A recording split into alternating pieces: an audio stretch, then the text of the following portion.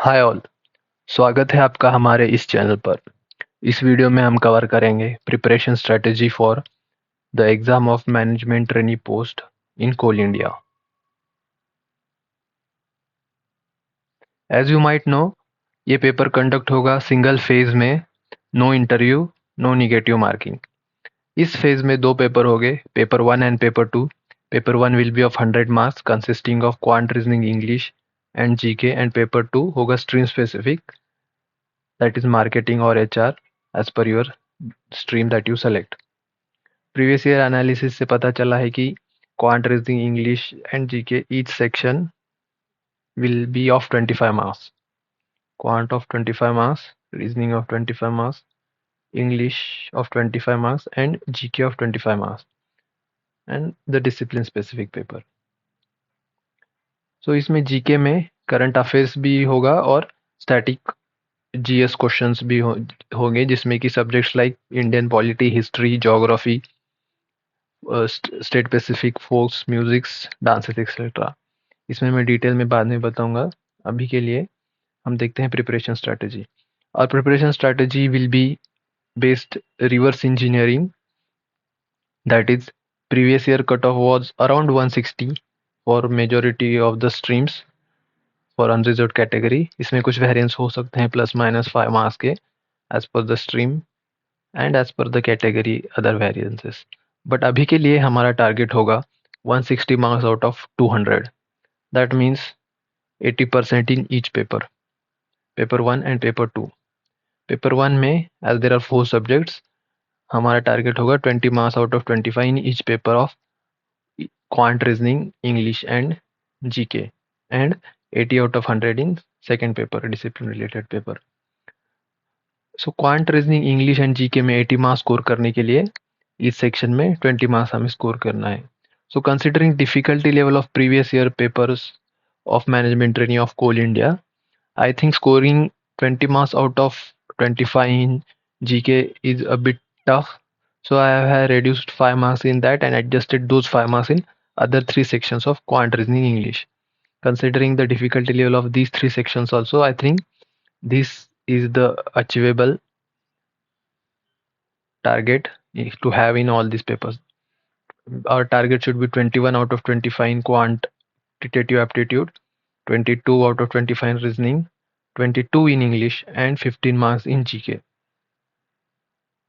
So that is 80 total out of 100 in paper 1 and 80 out of 100 in discipline related paper.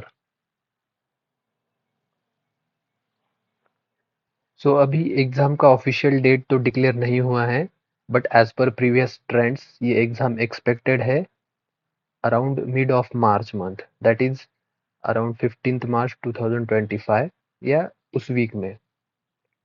So considering that अभी उसके लिए हमारे पास है 50 days, around 50 days.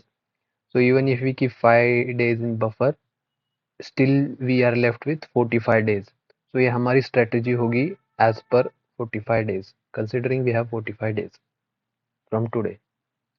So as we have seen, paper 1 and paper 2 are there, total 200 marks, or each paper has equal weightage, that is 100 marks.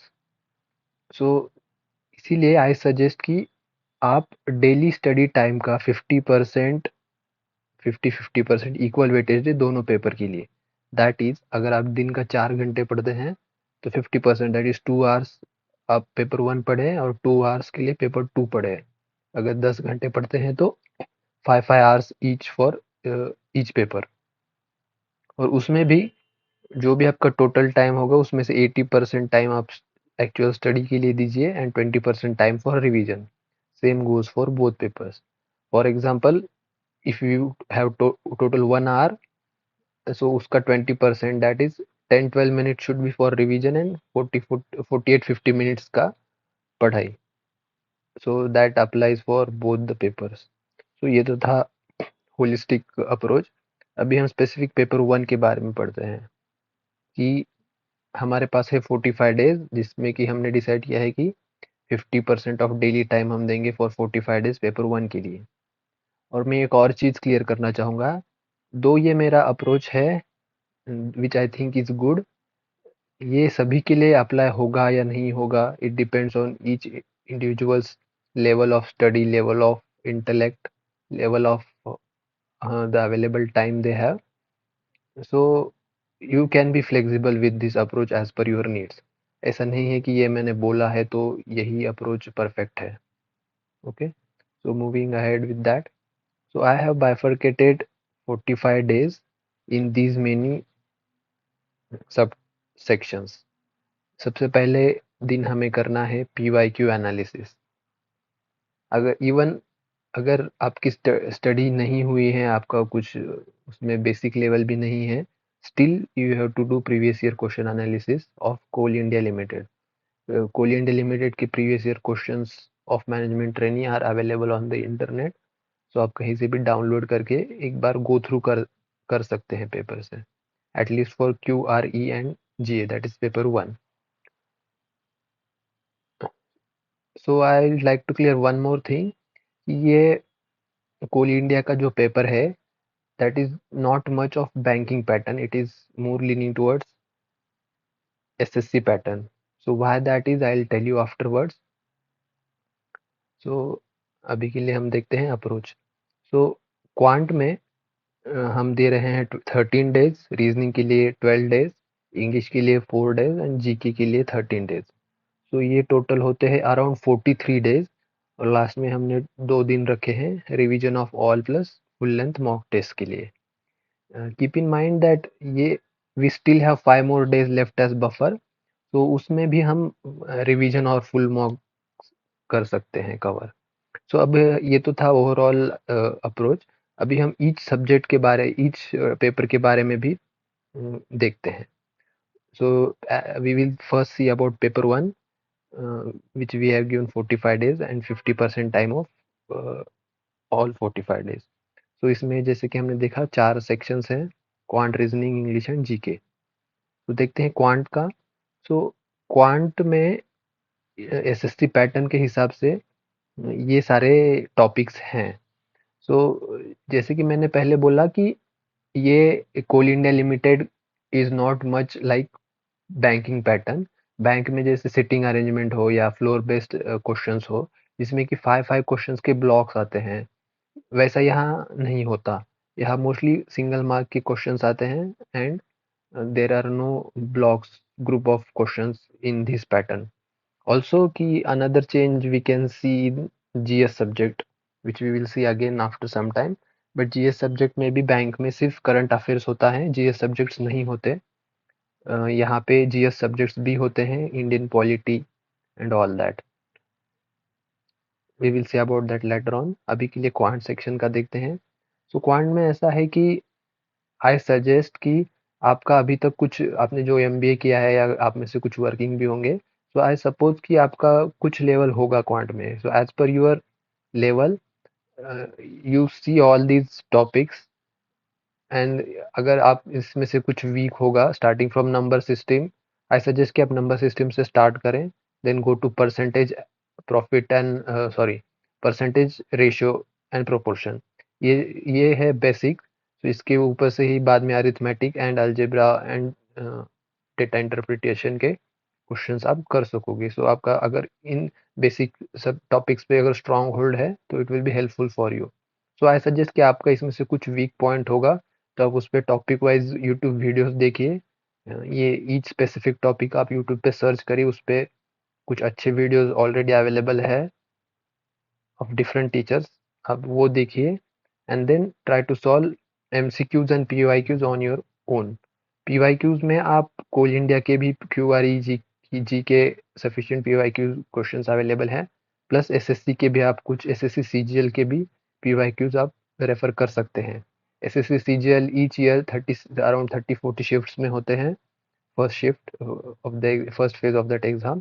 तो official sources के भी enough PYQs available है मार्केट में, but your first preference should be Coal India's PYQs, and based on that you will have to prepare.